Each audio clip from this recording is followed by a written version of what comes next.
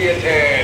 সাথী ভাইরা, কোন অন্যায়, কোন বিশৃঙ্খলা, কোন ছলচাতুরি ইনশাআল্লাহ এই মহানগর বিএনপি সকলকে কোনো বাধাগ্রস্ত করতে পারবে না, কোনো কিছুই করতে পারবে না।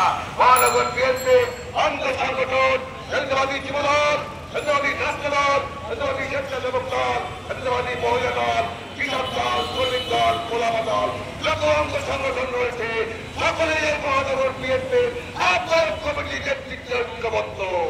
কোন রকম ষড়যন্ত্রকারীদের ইনশাআল্লাহ প্রশ্রয় দেওয়া হবে না।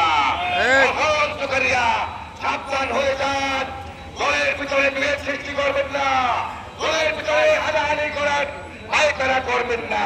ধৈর্যের সীমা আছে, ধৈর্যের পথ যেদিনকে ভেঙে যাবে তাহলে কিন্তু আপনারা রাজপথে থাকতে পারবেন কি পারবেন না সেটা একবার চিন্তা করে দেখেন।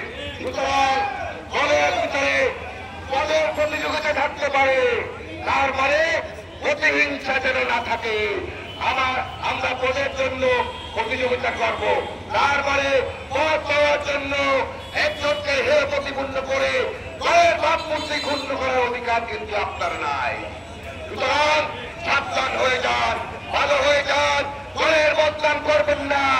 আজকে আমরা ১৫ বছর আমরা যারা রাজপথে আছি, আমরা বুঝি ঘরের কি মায়া, ঘরের একটা বদনাম হলে আমাদের চোখ থেকে পানি বের হয়ে যায়।